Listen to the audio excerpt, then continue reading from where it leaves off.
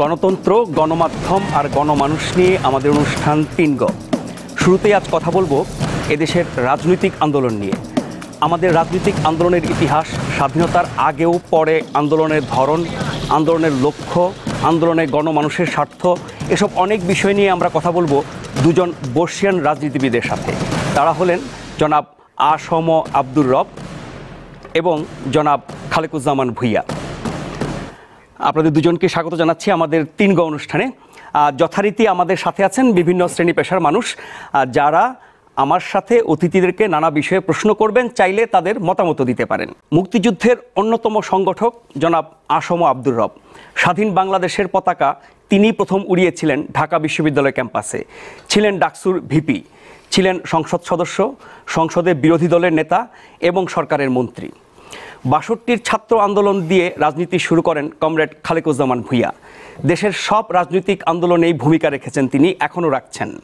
আসলে এ দুজন রাজনীতিবিদ সম্পর্কে বলে শেষ করা যাবে না। চলুন তাহলে আলোচনা শুরু করি। কথার ফাঁকে ফাঁকে নিশ্চয়ই এ দুজন বর্ষিয়ান অভিজ্ঞ রাজনীতিবিদের রাজনৈতিক অভিজ্ঞতা, আন্দোলনের অভিজ্ঞতা এবং আন্দোলন নিয়ে তাদের পর্যবেক্ষণ, মতামত, বিশ্লেষণ আমরা জানব। জনাব আ.স.ম আব্দুর রব, আপনাকে দিয়ে শুরু করি। বাঙালি জাতি বীরের জাতি, সংগ্রামী জাতি। আমরা সব সময় আন্দোলন সংগ্রাম করে আমাদের অধিকার প্রতিষ্ঠা করেছি। সেই ভাষা আন্দোলন বলেন, স্বাধিকার আন্দোলন বলেন, স্বাধীনতার আন্দোলন বলেন, এমনকি স্বাধীন বাংলাদেশে গণতন্ত্রের জন্য আন্দোলন, সামরিক জান্তার বিরুদ্ধে আন্দোলন, আবার গণতন্ত্র ফিরিয়ে আনার আন্দোলন। এই আন্দোলন ধারাবাহিকভাবে চলছে। গত ২৪ বছর ধরে আমরা কোনো না কোনোভাবে এক ধরনের গণতান্ত্রিক শাসন ব্যবস্থার মধ্যে আছি। ৪৩ বছর না, আমি বলছি ৯০ থেকে হিসেব করলে ২৪ বছর ধরে একটা টানা, মাঝখানের ২০০৭-৮-এর বিষয়টি বাদ দিলে একটা গণতান্ত্রিক ব্যবস্থার মধ্যে আমরা আছি। তারপরও আমাদের আন্দোলন আছে, আন্দোলন, গণতান্ত্রিক অধিকার, সাংবিধানিক অধিকার, রাজনীতিতে আন্দোলন থাকবে, সবই ঠিক আছে। কিন্তু আন্দোলনের ধরন কি আমাদের পাল্টাচ্ছে?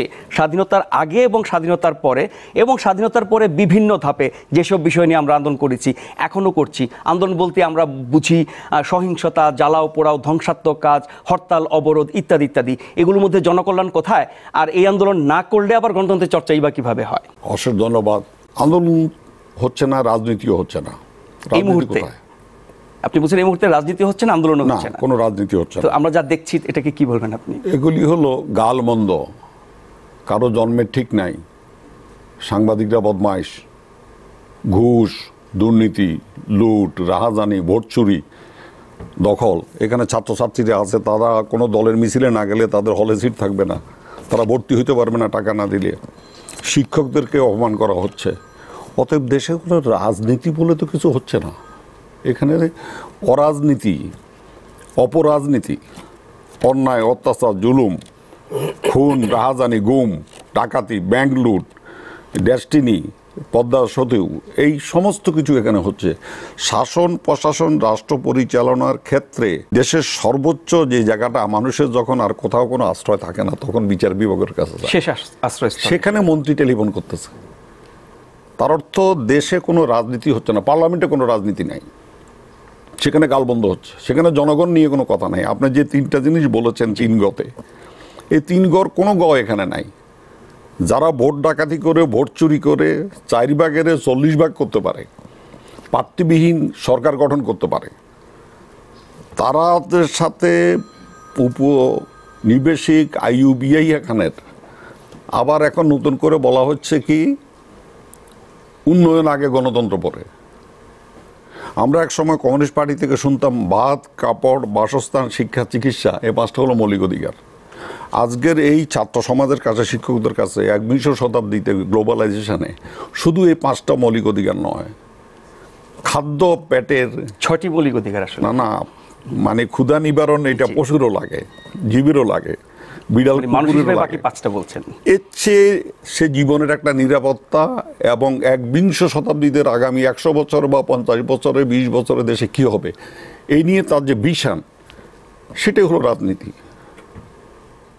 এখন এখানে ক্ষমতায় টিকে থাকার জন্য, মানে প্রধান ক্ষমতার প্রতিদ্বন্দ্বী যারা আছে তারা এবং যারা ক্ষমতায় যারা আছে তাদের মাথায় জনগণ নাই। তারা জনগণের উপর তোয়াক্কাও করে না, জনগণের কাছে জবাবদিহি করে না।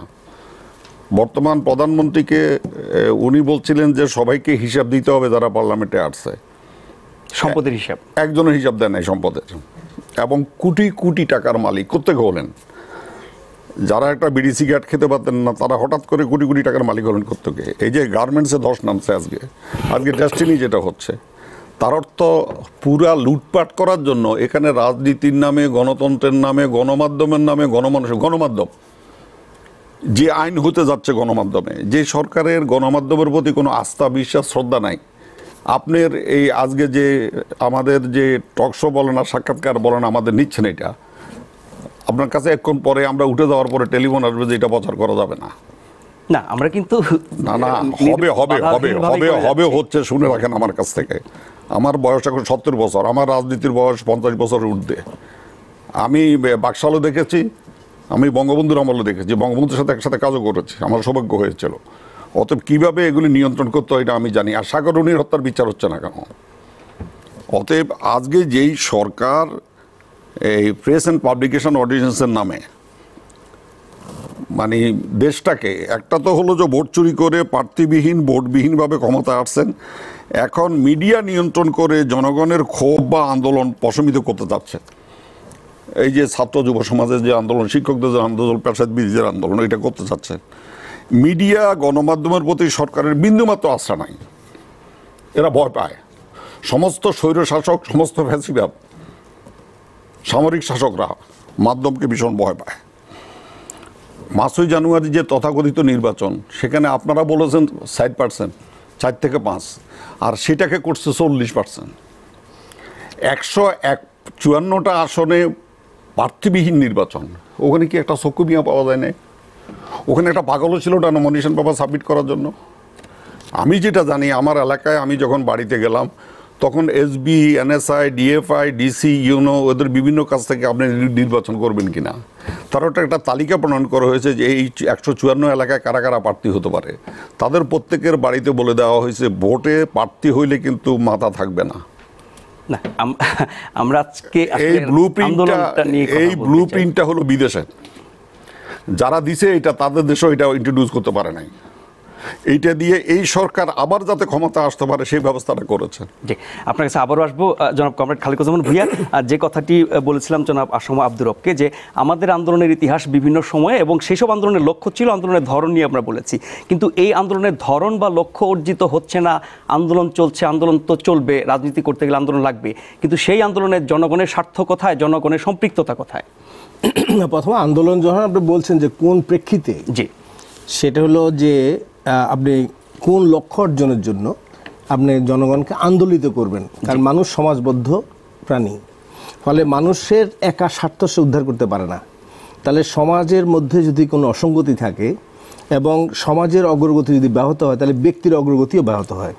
তাহলে সেখানে একটা সামাজিক চেতনা, সামাজিক মতামত গড়ে তোলার জন্য একটা চিন্তার জগৎ, একটা ঝড় তুলতে হয়। এটা একটা আর্ট হলো যে কারো স্বার্থ দেখো, যেমন ছাত্র, সে একজন শিক্ষার্থী, এখন তার যদি শিক্ষা দুর্মূল্য হয়ে যায়, এগুলো যদি বাণিজ্যিকরণ হয়, তাহলে ওর বাবা মা তারাও তো হয় কৃষক, নাহলে শ্রমিক, না হলে কোনো একটা মধ্যবিত্ত বা কোনো একটা অবস্থানে আছে, তাদের উপর একটা চাপ পড়ে। আবার যারা কর্মচারী, সরকারি বেসরকারি কর্মচারী, তাদেরও যদি জিনিসপত্রের দাম বেড়ে যায়, তাহলে পরে তাদের আয় টান পড়ে, সংকুলন। আবার যদি শ্রমিক হয়, যেমন শ্রমিকদের আবার যে মজুরি, সেই মজুরিতে সে জীবনযাত্রা করতে পারে কি না, এই সমস্ত বিষয়গুলি নিয়ে একটা আলোচনা করা, এই ব্যাপারে একটা মতামত গড়ে তোলা, এবং এটা নিয়ে একটা ব্যক্তি সমাজের মধ্যে একটা সামাজিক চিন্তা, সামাজিক মতামত গড়ে তোলা।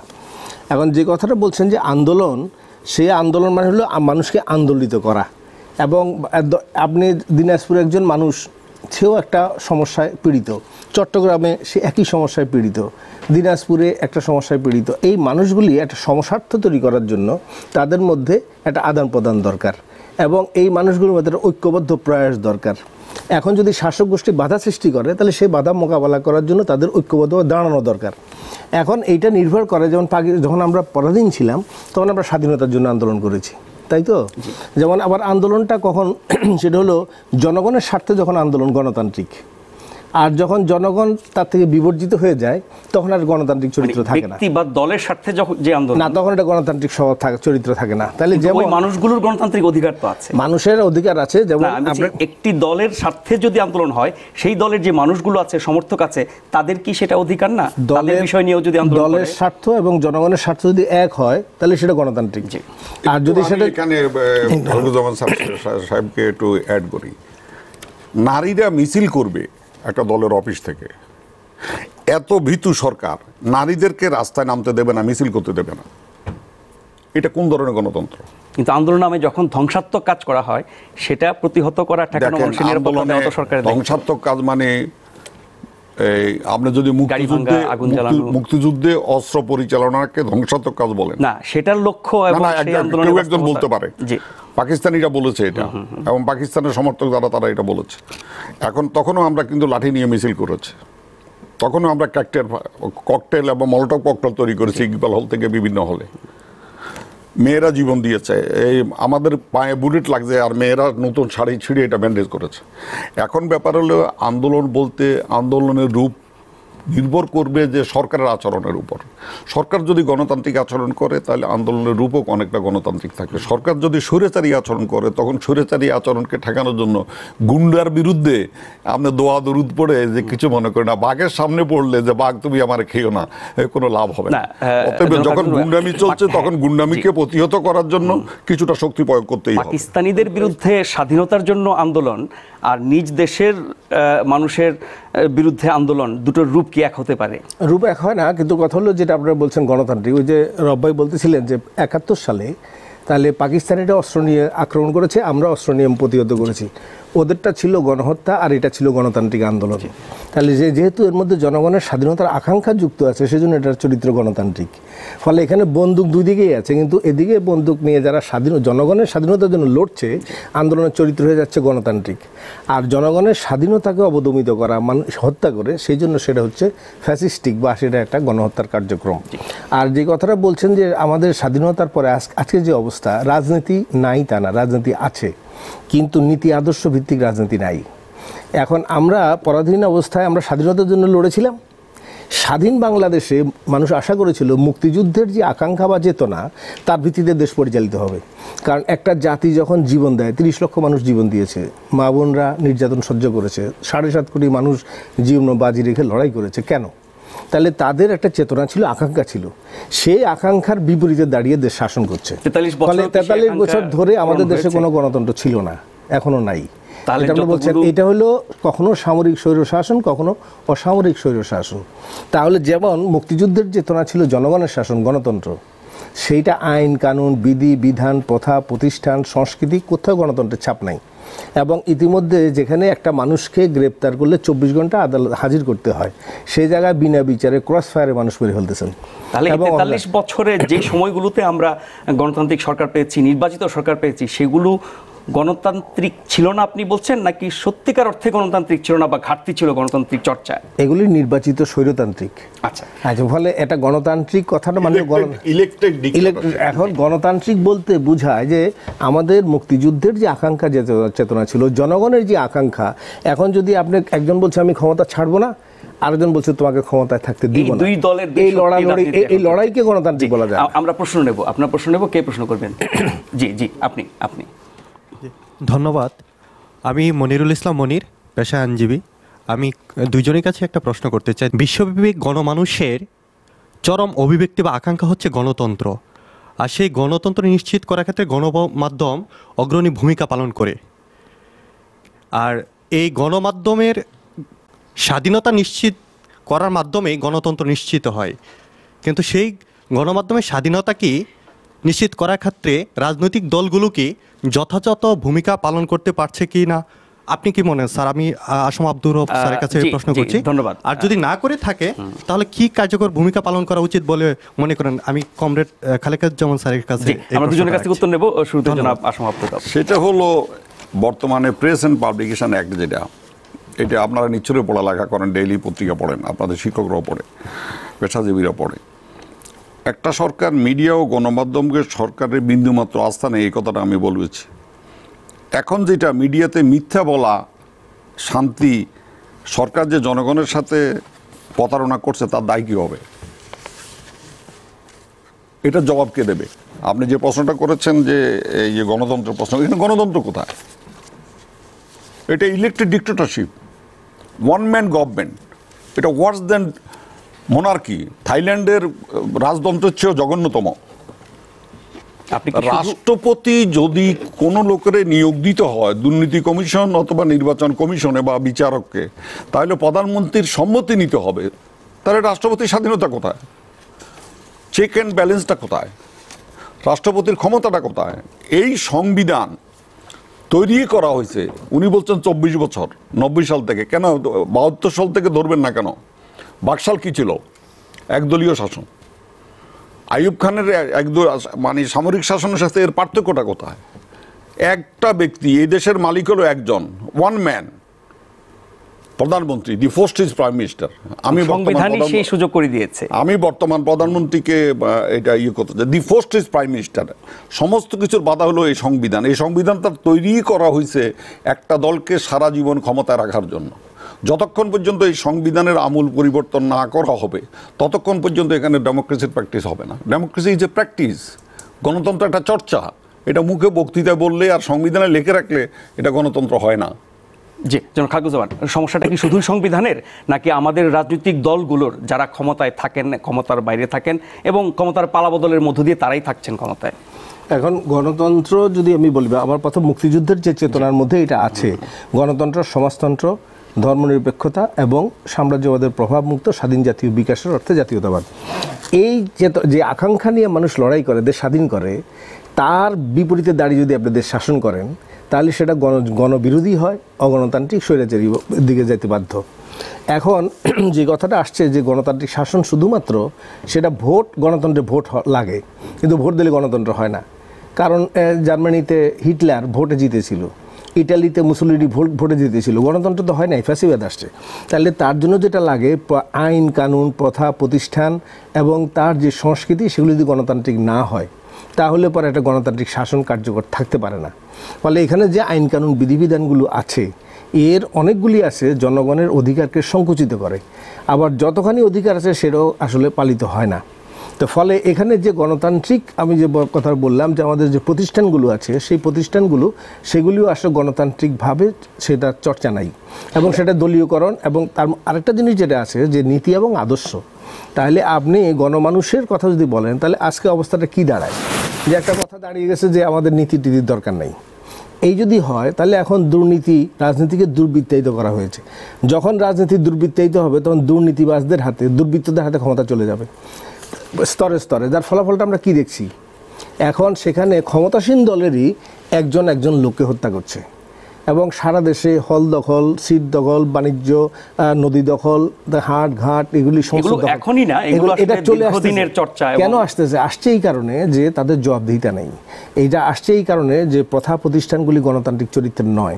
এটা আসছে এই কারণে যেখানে একটা মুক্তিযুদ্ধের যে মূল চেতনা তার পরিপন্থী একটা শাসন ব্যবস্থা এখানে কার্যকর রয়েছে। যুদ্ধ পরিচালনাকারী দলটি ক্ষমতায়, তারাই যদি এটা নিশ্চিত করতে না পারে তাহলে কারা করবে? আমরা আরেকটা প্রশ্ন নিই, কে করবেন? আমি একজন সাংস্কৃতিক কর্মী, তো আমার প্রশ্নটা হলো যে ওই যুদ্ধটা ছিল পাকিস্তানের বিরুদ্ধে এবং একটা আমরা বাঙালিদের যারা নিধন করেছে তাদের বিরুদ্ধে। কিন্তু স্বাধীনতা যুদ্ধের পরে এই পর্যন্ত যে আন্দোলনগুলো হয়েছে সেইগুলোতে যে সকল সাধারণ মানুষ রক্ত দিয়েছে বা মারা গিয়েছে, সেটা গণতান্ত্রিক যে আন্দোলনগুলো হয়েছে, আমরা কোনটাকে আসলে গণতন্ত্র বলবো? আমরা যে আমাদের ফুটপাত দিয়ে হাঁটি, সেটা হাঁটতে পারছি না, আমার ফুটপাতে আমি হাঁটতে পারছি না, আমার হাঁটার জায়গাটাতে আমি আমার মতো করে কথা বলতে পারছি না। আমি দেখতেছি রাজনৈতিক দলগুলো যারা করছেন, যারা সভা সমিতি করেন, যারা মিটিং করে রাস্তা ব্লক করে দিয়ে মিটিং করছেন, আমার সাধারণ মানুষ আপনার অধিকার ক্ষুণ্ণ হাঁটতে পারছেন, আমার অধিকারটা ক্ষুণ্ণ হচ্ছে। গণতন্ত্রটা আমি কোথায় গিয়ে শিখবো? আমরা যাদেরকে নিয়ে গেছিলাম আপনার মতো তাদেরকে ফেরত দিতে পারি না মায়ের বাবার কাছে, কিন্তু তারা বাবা মা সন্তানকে দান করেছিল মুক্তিযুদ্ধে যাও। কিসের জন্য? যে আর আমাদের উপর গুলি হবে না, আর আমাদের উপর নির্যাতন হবে না, কথা লাঠিচার্জ হবে না, জেলে পুরে নিয়ে যাবে না, গুম করে ফেলবে না, এই কথাগুলি ছিল। কিন্তু স্বাধীনতার 43 বছরে যারা ক্ষমতায় এসেছেন কেউই এই কথাগুলি রাখেননি। গণতন্ত্রের সবচেয়ে বড় কথা হলো জনগণের কাছে জবাবদিহি করা। আজকে যে সংসদ হচ্ছে, আপনারা পার্লামেন্টে শুনেন, এই যে কতদিন 5ই জানুয়ারির পরে সংসদ অধিবেশন হয়েছে, এখানে কোথাও মানুষ নিয়ে আলোচনা হয়েছে? জনগণের অর্থনীতি নিয়ে আলোচনা হয়েছে, ভাত কাপড় নিয়ে আলোচনা হয়েছে, রুটি রুজি নিয়ে আলোচনা হয়েছে, বিজ্ঞান নিয়ে আলোচনা হয়েছে, অনলাইন নিয়ে আলোচনা হয়েছে, দ্বিশক্তি নিয়ে আলোচনা হয়েছে, ভিশন নিয়ে আলোচনা হয়েছে, 21 শতাব্দী নিয়ে আলোচনা হয়েছে, মানুষের শান্তি নিরাপত্তার কথা আলোচনা হয়েছে, গালমন্দ হয়েছে। জনাব মানে আমি যদি একটু আপনাকে একটা থামাই, দল- আপনি 3বার সংসদ সদস্য ছিলেন, একবার বিরোধী দলের নেতা ছিলেন, সেই সংসদগুলোতে কি এই ধরনের বিষয় নিয়ে আলোচনা হয়েছে? আমি অনুরোধ করব যে সংসদের বিতর্কটা পার্লামেন্টে পাওয়া যায়, প্রিন্টেড, ছাপা। স্বৈরাচার যেটা স্বাধীন বাংলাদেশে এরশাদকে বলা হয়, তার আমলে যে পার্লামেন্ট, সেই পার্লামেন্টে যে আলোচনাগুলো হয়েছে, বিতর্ক বলে এটাকে, ডিবেট, সেই ডিবেটগুলো আপনারা পড়ে দেখেন। আমরা কনস্টিটিউশনের বিভিন্ন ধারাগুলো নিয়ে আলোচনা করেছি, মানে গণতান্ত্রিক প্র্যাকটিসের জন্য, সরকারের কাছে জবাবদিহি করার জন্য। আর এখন কি আলোচনা হচ্ছে? প্রতি সেকেন্ডে কোটি কোটি টাকা খরচ হচ্ছে। একটা দল ক্ষমতা নাই, সেই দলের 14 গোষ্ঠী উদ্ধার করা হচ্ছে, তার জন্মে ঠিক আছে কিনা এটা জিজ্ঞাসা করছে। These are the Democratic practice. আমরা সংসদের সেই চর্চাটাতে ফেরত আসবো ছোট্ট একটা বিরতির পর। আশা করি আপনারা আমাদের সাথেই থাকবেন। ফিরে এসে এই অতিথিদের সাথে রাজনৈতিক আন্দোলন নিয়ে আমরা কথা বলবো, এবং তখন আরও অনেক দিক আমরা তুলে ধরবো আন্দোলনের বিষয়ে।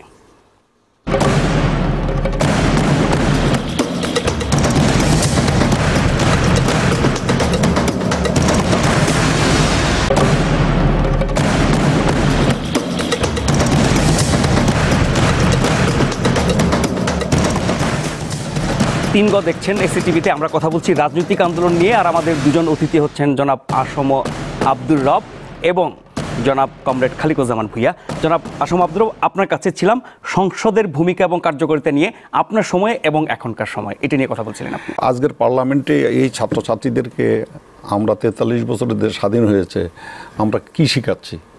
পার্লামেন্ট খুললে দেখা যাবে একজন আরেকজনের বিরুদ্ধে মা বাপ তুলে গালমন্দ করতেছে, মাদের জন্মের ঠিক নাই থেকে শুরু করতেছে। এই যে কোটি কোটি টাকা জনগণের টাকা, এটা যারা ক্ষমতায় আছেন তাদের টাকা না তো। সেখানে আরও উন্নত জীবন কীভাবে উপহার দেবেন, আবার উন্নত সংস্কৃতি কীভাবে উপহার দেবেন, মানুষের জীবনের নিরাপত্তা কীভাবে দেবেন? এই যে বেওয়ারিশ লাশ হয়ে যাচ্ছে, রাত্রে নারায়ণগঞ্জে যেমন খুন হয়েছে, ফেনীতে যেভাবে নিজের দলের লোকদেরকে নিজে আগুনে পুড়ায় ফেলেছে, এইসবের বিষয় নিয়ে আলোচনা করে সরকার কী ধরনের ব্যবস্থা নিতে যাচ্ছে।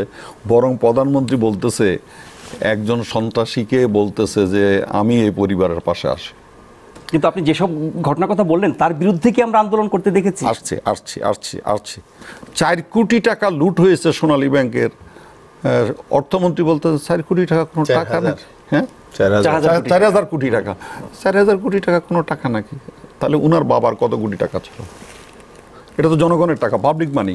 ব্যাংকের টাকা রাখে, স্টক এক্সচেঞ্জ, পাবলিক মানি। যারা বিদেশে আছে, আজকে এই যে বিভিন্ন নতুন একটা রোগের আবিষ্কার হয়ে আসছে, মানুষ মারা যাচ্ছে যেটার কোনো চিকিৎসা নাই, সেই সব দেশে ঝুঁকি নিয়ে যারা গেছে, তারা টাকা পাঠাচ্ছে, তাদের সন্তান বা স্ত্রী তারা সেই টাকাগুলো শেয়ার মার্কেটে রাখছে, সামান্য কিছু টাকা, সেই টাকাগুলো আত্মসাৎ করে নিয়ে চলে যাচ্ছে। আজকে ফাঁসির আসামিকে রাষ্ট্রপতিকে দিয়ে প্রধানমন্ত্রী রিকোয়েস্ট করে ফাঁসির আসামিকে হয় যাবজ্জীবন কারাগার দিয়ে দিচ্ছে। এখন বিচারপতির কাছে টেলিফোন করে বলছে স্পেশাল পাওয়ার অ্যাক্ট এবং 120-তে যাকে গ্রেপ্তার করা হবে তাকে ফাঁসি দেবে, আর যে খুনের আসামি তাকে খালাস দিয়ে দেবে। তার অর্থ দেশের রাষ্ট্র প্রশাসনের সংবিধান অনুযায়ী যতগুলা প্রশাসনিক যন্ত্র আছে, যতগুলা কি ফোর্স আছে, সিভিল নন সিভিল, সমস্ত কিছু সরকার দলীয়করণ করে ফেলেছে। এটা একটা একদলীয় শাসন, এক ব্যক্তির শাসন, সামরিক শাসন, ফ্যাসিবাদী শাসন, স্বৈরাচারী শাসন, এটা দুঃশাসন। এখানে গণতন্ত্রের কোনো প্র্যাকটিসে নাই। আগের সরকারগুলোতে কি ছিল সেরকম? আগের সরকারগুলো থেকে ইভেন কি আমাদের এখানে ইউনিয়ন পরিষদ 100 বছরের বেশি। আমাদের মানুষ ব্রিটিশ আমল থেকে ভোট দেওয়া শিখেছে। আমাদের এখানে মানুষের ট্যাক্স খাজনা এগুলি তখন থেকে শিখতেছে। অথচ এখানে 1800 সালের আইন এখনও বলবৎ আছে। একটা মানুষ মারা বলে গাড়ি চাপা দিয়ে 5,000 টাকা হলো ক্ষতিপূরণ। একটা মানুষের জীবনের দাম 5,000 টাকা। এই যে লঞ্চ ডুবে গেল 300 লোক, আমি এই মন্ত্রণালয়ে ছিলাম, শিপিং মিনিস্ট্রিতে। আমি বলেছি এইভাবে লঞ্চ হলে বাতাস হলে লঞ্চ ডুবে যাবে, এইভাবে লঞ্চ হলে মানুষ নড়াচড়া করলে ডুবে যাবে। এইটা যেমন লোলো ফেরি, রোরো ফেরি যেটা আছে দেখেন, এটা কোনো সময় চরে উঠে যায়, এটা কোনো সময় ডুবে না। আমি বলছি যে এই ইয়ের তলাটা, লঞ্চের তলাটা হইতে হবে এইভাবে। কিন্তু আমাদের একটা ডিপার্টমেন্ট আছে, মেরিন ডিপার্টমেন্ট, এখান থেকে লঞ্চ বানানোর আগে লাইসেন্সটা দিয়ে দিচ্ছে লঞ্চ বানানোর জন্য। এই যে আমি তো বলবো ইনডাইরেক্টলি সরকার মানুষ হত্যা করতেছে এই খুনের জন্য, লঞ্চের খুনের জন্য। আজকে 7 দিন চলে গেছে, একটা লাশ ফেরত দিতে পারলেন না, জীবন্ত দূর কথা। 16 কোটি মানুষের দেশ, পৃথিবীর 8ম বৃহত্তর রাষ্ট্র, আপনি সেখানে 7 দিনে জীবন্ত তো দূরের কথা, 8 ঘন্টার মধ্যে বা 7 ঘন্টার মধ্যে আপনি তার লাশটাও তার পরিবারের কাছে ফেরত দিতে পারছেন না। এই যে বুক ফাটা মানে কান্না, মানুষের ব্যথা। একটা সরকার কত ব্যর্থ, মানে নিজের ক্ষমতা, শুধু তাদের কাছে ক্ষমতাই বড় কথা, লুটপাট করার জন্য ক্ষমতা দরকার। এখানে গণতন্ত্রের দরকার নাই, জনগণের দরকার নাই, মানুষের দরকার নাই, কিচ্ছু দরকার নেই। রব ভাই সরকারের বিভিন্ন ভূমিকার কথা বলেছেন, কিন্তু যেসব ঘটনার কথা তিনি বলেছেন, সেটা লঞ্চ ডুবি বলেন, নারায়ণগঞ্জে 7 খুন বলেন, ফেনীতে হত্যাকাণ্ড বলেন, সেগুলো নিয়ে কি যারা ক্ষমতার বাইরে আছে তারা আন্দোলন করছে, বা তাদের আন্দোলনের বিষয়গুলোর মধ্যে কিন্তু সেগুলো সেভাবে আসেনি, তাহলে এই আন্দোলনে জনগণ কেন সম্পৃক্ত হবে, কেন তাদের পেছনে থাকবে? রাজনৈতিক গণতান্ত্রিক অধিকার বলে এরকম আন্দোলনের যৌক্তিকতা কতটুকু? এই বিষয়গুলি নিয়ে আমরা কথা বলছি, আন্দোলনেও আছি, কিন্তু বিষয়টা মিডিয়াতে বড় দল বলতে যারা শুধুমাত্র ক্ষমতা নিয়ে একটা ইয়ের মধ্যে আছে, সংঘাত সংঘর্ষে যারা লিপ্ত হয় বা যারা আলাপ আলোচনা করে মীমাংসা করতে চায়, তাদের কথা আলাদা। তো এখন যেমন এটা এই গোটা শাসন ব্যবস্থার মধ্যে যখনই আপনি বলছেন যে এখন জনগণের স্বার্থ, সেটা এক জিনিস, আর এটা হলো যে আমার নিজের যে দলীয় স্বার্থ বা কায়েমি স্বার্থ, সেটা আরেক জিনিস।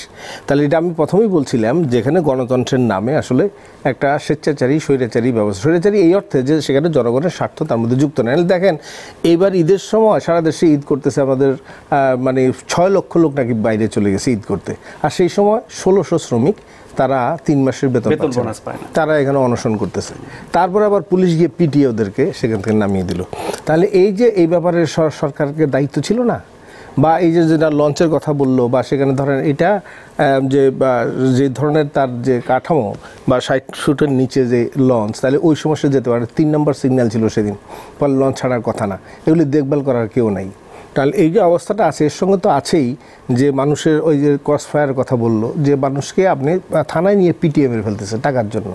তাহলে যেখানে আপনি শারীরিক মানসিকভাবে কাউকে আঘাত করতে পারেন না, তাহলে সেই জায়গায় এসে আপনি তাকে বিচার বহির্ভূত খুন করে ফেলতেছেন, হত্যা করে ফেলতেছেন। ফলে এগুলি চলছে দেশে। তাহলে এগুলি কি গণতন্ত্রের নমুনা? তাহলে জনস্বার্থ বর্জিত রাজনৈতিক আন্দোলনের আদৌ প্রয়োজন আছে? যে আন্দোলন আমাদেরকে সহিংসতা উপহার দেয়, যে আন্দোলন আমাদের নাগরিক জীবন এবং সম্পদের হানি ঘটায়, সেই বিষয়ে আসবো। তার আগে আমরা এখন একটু শুনবো রাজনৈতিক আন্দোলন নিয়ে ঢাকা বিশ্ববিদ্যালয়ের অধ্যাপক জনাব ডক্টর সৈয়দ আনোয়ার হোসেনের বক্তব্য। আমরা তার সাথে কথা বলেছিলাম এই বিষয়ে। রাজনীতি বেশ কিছু নিয়ম নীতির উপরে প্রতিষ্ঠিত। যখন সেই রাজনীতির নিয়ম নীতি বিচ্যুত হয়ে যায়, শুধুমাত্র ক্ষমতা নীতি ভিত্তিক হয়, তখনই সহিংসতার অবকাশ তৈরি হয়। অবশ্য রাজনৈতিক সহিংসতার আরেকটি বড় কারণ, সেটি হচ্ছে রাজনৈতিক সংস্কৃতির অভাব। আমাদের দেশে রাজনীতিতে নীতিও নেই, সংস্কৃতিও নেই, অথচ বাংলাদেশের জন্মই হয়েছিল গণতন্ত্রের প্রতি কাঠামোগত অঙ্গীকার নিয়ে। এবং ৭১ পূর্ব ২৪ বছরের যে সংগ্রাম আন্দোলন, তারও অভিলক্ষ্য ছিল গণতন্ত্র।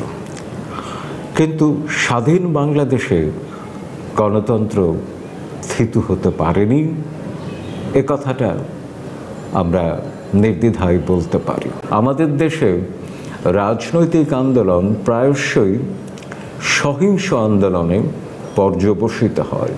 এমন সহিংস আন্দোলন গণবিরোধী, রাজনৈতিক সংস্কৃতি বিরোধী এবং জীবন বিনাশী। এমন সংস্কৃতি চর্চা, অর্থাৎ এমন সহিংস রাজনৈতিক চর্চা গণতন্ত্রের উপযোগী নয়। এ কথাটা স্পষ্টভাবে জানা দরকার তাদের যারা ক্ষমতার জন্যে, বরং জনস্বার্থ সম্পৃক্ত কোনো বিষয়ের জন্য নয়, আন্দোলন করে।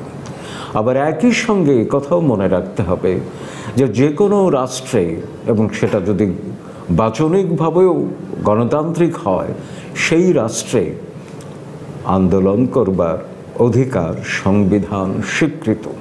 এমন আন্দোলনকে দমন পীড়নের মাধ্যমে নস্যাৎ করবার সরকারি যদি কোনো অপচেষ্টা থাকে সেটিও গণতন্ত্র বৈরী হবে। তবে শুরুতেই যেমনটা বলছিলাম, যদি আন্দোলন নাশকতায় পর্যবসিত হয় তখন কিন্তু সরকারের দায়িত্ব থাকবে সংবিধান অনুযায়ী জনগণের প্রাণ এবং সম্পদের রক্ষার কারণেই বা উদ্দেশ্যেই প্রয়োজনীয় পদক্ষেপ নেওয়া। তবে সরকারের কখনোই উচিত হবে না, কখনোই এমন উদ্দেশ্য নিয়ে কাজ করা ঠিক হবে না যে বিরোধী দলকে নিশ্চিহ্ন করে দেব। কারণ গণতন্ত্র মানেই হচ্ছে সরকার আর বিরোধী দলের মিথস্ক্রিয়ার মাধ্যমে রাষ্ট্রীয় কর্মকাণ্ড সম্পাদন করা। শুনছিলাম ইতিহাসবিদ অধ্যাপক সৈয়দ আনোয়ার হোসেনের বক্তব্য রাজনৈতিক আন্দোলন নিয়ে। আমরা এই পর্যায়ে একটা প্রশ্ন নেব, জি পেছনে আপনি। হ্যাঁ জি। আমার নাম সুদর্শন চক্রবর্তী, আমার বাড়ি চট্টগ্রাম মিরাসরাত থানায়। তো আমি প্রথমে প্রশ্নটা করব আমার শ্রদ্ধেয় বড় ভাই রব ভাইকে, কারণ উনি ছাত্রলীগের আমাদের 4 খলিফার 1 খলিফা ছিলেন এবং আমি নিজেও ছাত্রলীগের সঙ্গে সম্পৃক্ত ছিলাম। ওনাদের নির্দেশনা আমরা হয়তো গ্রামগঞ্জে আমাদের এলাকাতে আমরা বাস্তবায়ন করেছি। আমাদের মূল বক্তব্য, আমার যে প্রথম প্রশ্ন এবং মূল প্রশ্ন একটাই, আমরা যখন 1971 সালে যুদ্ধে অংশগ্রহণ করি, আমি একজন সশস্ত্র সংগ্রামে বা যুদ্ধ অংশগ্রহণ করার মতো সৌভাগ্য আমার হয়েছিল। আমি ভারতের ত্রিপুরার জি, আপনার প্রশ্নটা। হরিণা এমএআজি ইউথ ক্যাম্পে আমি ট্রেনিং প্রাপ্ত। তো আমার প্রশ্নটা হলো যে আমাদের মূল ভিত্তি ছিল গণতন্ত্র, সমাজতন্ত্র, ধর্মনিরপেক্ষতা এবং জাতীয়তাবাদ। আজকে স্বাধীনতার 43 বছর পর আমরা আমাদের সেই আদর্শ থেকে কত দূরে সরে গেছি, এই ব্যাখ্যাটা দিবেন। যিনি প্রশ্ন করেছেন তাকে অসংখ্য ধন্যবাদ। উনি ইতিহাসের প্রতিপাদ্য বিষয়টাই মানে পিছন থেকে টেনে নিয়েছেন, লিগ্যাসি যেটা আমাদের 4টি স্তম্ভ তখন মুক্তিযুদ্ধের সময় যেই মানসিকতা এবং চেতনা নিয়ে আমরা সংবিধানের সংবদ্ধ করেছিলাম, এর পরবর্তীতে যারা ক্ষমতায় এসেছেন তারা এর একটার প্রতিও শ্রদ্ধাবোধ রাখেনি। এই 4টার জাতীয়তাবাদ, আমাদের এখানে বহু জাতিসত্তা আছে, চাকমা, মগ, হাজং, কুকি ইত্যাদি ইত্যাদি জাতিসত্তা আছে, কিন্তু মেজরিটি হলো বাঙালি, সেজন্য এটা বাঙালি জাতীয়তাবাদ হিসাবে আসছে। আমাদের পতাকার ব্যাকগ্রাউন্ডের ভিতরে এগুলি আছে। বঙ্গবন্ধুকে 3রা মার্চ পল্টন ময়দানে রেখেই আমরা এই জিনিসগুলো পাশ করেছিলাম সেখানে, ওনার সামনেই। সেখানে আপনি খলিফা শব্দটা হাসি ঠাট্টার প্রশ্ন বলা যেতে পারে, আর এটাকে শ্রদ্ধার প্রশ্ন দেখা যেতে পারে। আসলে আমরা খলিফা না, এটা ইসলামী ধর্ম অনুযায়ী নবী করিম সাল্লাল্লাহু আলাইহি ওয়াসাল্লামের পরে 4 খলিফা ছিলেন। কারণ যদি অর্থে বলা হয় বঙ্গবন্ধুর মূল 4 জন অনুসারী, উপদেষ্টা বা অনুসারী বলা যেতে পারে। এটা আকবরের আমলে নবরত্ন, মানে ওই দেশের মধ্যে যত বড় মানে জ্ঞানী গুণী, ইভেন কি হাতগন্ত যারা গণক, তাদেরকেও মানে নবরত্নদের মধ্যে উদ্যোগ করেছিলেন। আজকে সরকার উপদেষ্টা রেখেছেন যারা ওনাদের তেলাওয়াতি করতে পারেন, যারা 1 মিনিটের 1 ঘন্টা বক্তৃতা করলে 100 বার মাননীয় প্রধানমন্ত্রী বলতে পারবেন, নাম ধরে ওনাকে বলতে পারেন, তা না হলে তারা মানে উপদেষ্টা হতে পারবে না। উপদেষ্টারা ব্যাংকের টাকা চুরি করার ব্যাপারে ধরা পড়ার পরে তার বিরুদ্ধে কোনো ব্যবস্থা হয়নি। উপদেষ্টারা ক্যাবিনেট মিটিংয়ে বসতে পারে না, কনস্টিটিউশনে এটা লেখা নাই। ওই সরকার নিজেই যদি আইন ভঙ্গ করে, সে দেশে জনগণ কি কারণে আইন মেনে নেবে আমারা বলেন? আর গণতন্ত্রের যে চর্চা, যে কথাটা আমি বলেছি, সরকার কত কঠিন, কঠোর, কত নির্মম, নিষ্ঠুর হবে, এটার উপর নির্ভর করে আন্দোলনের রূপ কি হবে। গার্মেন্টসের মেয়েরার কথা যেটা খালেকুজ্জামান ভূঁইয়া সাহেব বলতেছিলেন, এরা তো মেয়ে, এদের কাছে কোনো অস্ত্রশস্ত্র ছিল না, পুলিশ ওদের বুকের উপর লাথি দিয়ে কেন জুতার বুট দিয়ে লাথি দিচ্ছে, এই কথার উত্তর দেন আমাকে। তাদের অধিকারের জন্য কি কেউ রাস্তায় নেমেছে? পবিত্র ঈদের দিনে আমরা পোলাও কোরমা বিরিয়ানি খাচ্ছি, আর এই মেয়েগুলো স্ট্রাইক করেছে রাস্তার মধ্যে বসে। তারা তো কোনো ভাঙচুর কিছুই করে নাই প্রথমে। আপনারা যখন পুলিশি নির্যাতন চালিয়েছেন তখন তারা গাড়ি ভাঙিয়েছে, কিন্তু তারা যখন প্রথম শান্তিপূর্ণভাবে হরতাল শুরু করেছে তাদের উপর পুলিশি নির্যাতন কেন করেছেন? আপনারা কালো টাকার মালিকদের সপক্ষে কাজ করেছেন। রাষ্ট্র যখন মালিকের পক্ষে, দুর্নীতিবাজ ঘুষখোরের পক্ষে, চোরের পক্ষে, ডাকাতের পক্ষে যায়, তখনই এই সন্ত্রাসী রূপের পরিগ্রহণা শুরু হয়। অতএব এইটা জিনিসটাকে মনে রাখতে হবে। আপনি যে প্রশ্নটা করেছেন, আমার এক বন্ধু আজকে বেঁচে নেই, আব্দুল মাখানের কথা বলেছেন, আপনাকে আমি আগে থেকে চিনি, আপনিও আমাকে আগে থেকে চেনেন।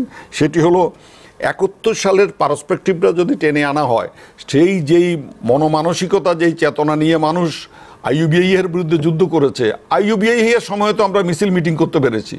প্রথমের দিনে তো আমাদের উপর লাঠি চার্জ হয়েছে, প্রথম দিনে তো গুম করে ফেলা হয় নাই, প্রথম দিনে তো গুলি চালানো হয় নাই। আমি বিডিআর এর হাত থেকে রাইফেল কেড়ে নিয়ে গেছি ইয়ের সামনে, ওল্ড হাইকোর্টের সামনে, বিডিআর বাঙালি সে দাঁড়ায় রয়েছে। আজকে আপনি কথা বলতে পারবেন না, আপনার বাক স্বাধীনতা নাই, মৌলিক অধিকার নাই, নাগরিক অধিকার নাই। আপনি ইয়েকে, গণমাধ্যমকে আপনি ভয় পান, আপনি সেটার জন্য আইন তৈরি করতেছেন। তার অর্থ আমরা ঘর থেকেও বেরোতে পারবো না, রাস্তা থেকেও বেরোতে পারবো না। আপনারা আজকে সবাই বাড়িতে ফেরত যেতে পারবেন, এটা নিশ্চয়তা নেই এই দেশে সরকারের কাছে। যে দেশে রাস্তায় বেরোলে গুম হয়ে যেতে হয়, যে দেশে ঘরে ফেরার নিশ্চয়তা নাই, সেই সরকার গণতন্ত্রের কথা বলে কি করে? জি, কমরেড খালেকুজ্জামান, আমরা প্রায় শেষের পর্যায়ে চলে এসেছি। আইয়ুব ইয়াহিয়া বিরোধী আন্দোলনের কথা তিনি বলছেন, সেই বাস্তবতা তো আর এখন নেই। আরেকটি বিষয়, আপনার যেমন অধিকার আছে রাস্তায় নেমে সমাবেশ করার, মিছিল করার, রাস্তা আটকে রাখার, আমার তেমন গণতান্ত্রিক অধিকার আছে সেই রাস্তা দিয়ে চলাচল করার।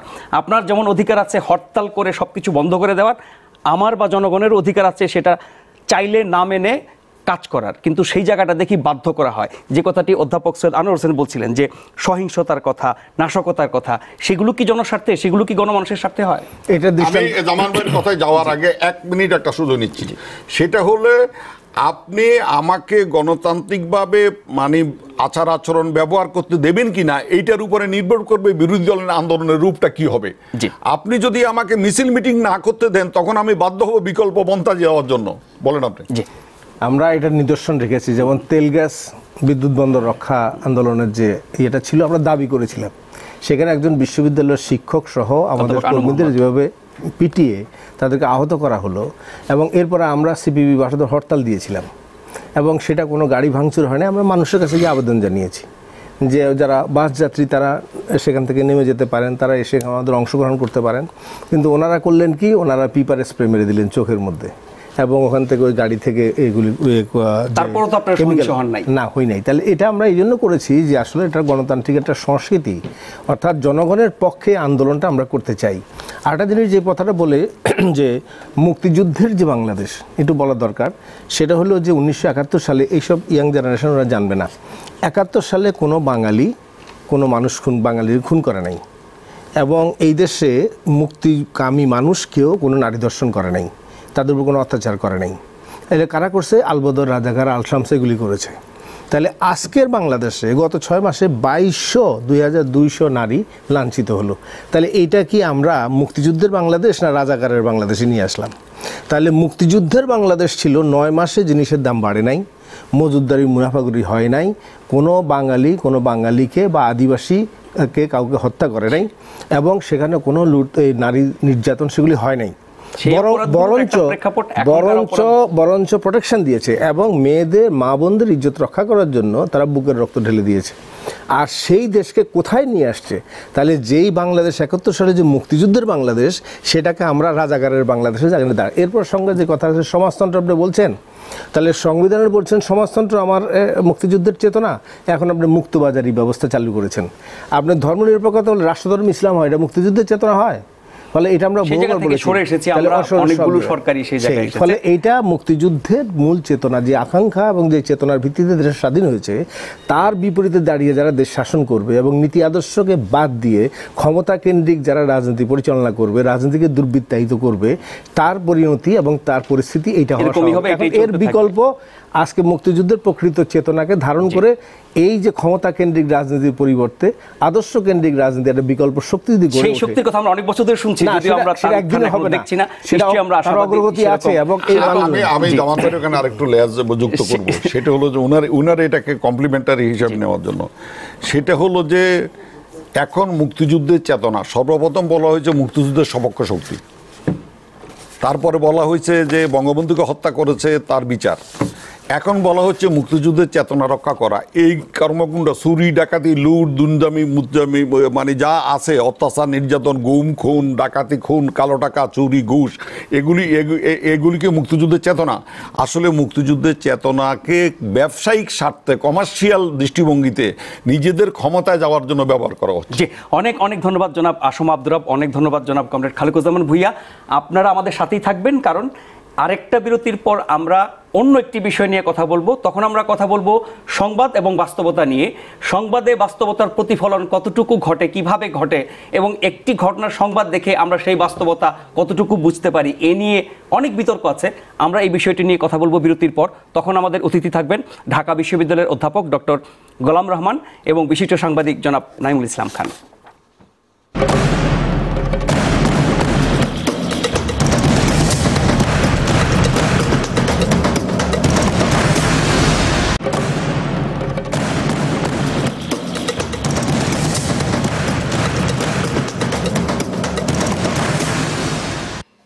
শুরু করছি গণমাধ্যম নিয়ে আলোচনা। এ পর্যায়ে আমাদের আলোচনার বিষয় সংবাদ ও বাস্তবতা। এ নিয়ে আমরা কথা বলবো ঢাকা বিশ্ববিদ্যালয়ের গণযোগাযোগ সাংবাদিকতা বিভাগের অধ্যাপক ডক্টর গোলাম রহমান। যেমনটা বিরতির আগে বলেছিলাম, এরই মধ্যে আমরা আরেকটি সুখবর পেয়েছি। জনাব অধ্যাপক গোলাম রহমান তিনি ড্যাফোডিল ইন্টারন্যাশনাল ইউনিভার্সিটির উপাচার্য নিয়োজিত হয়েছেন। আমরা তাকে অভিনন্দন জানাচ্ছি।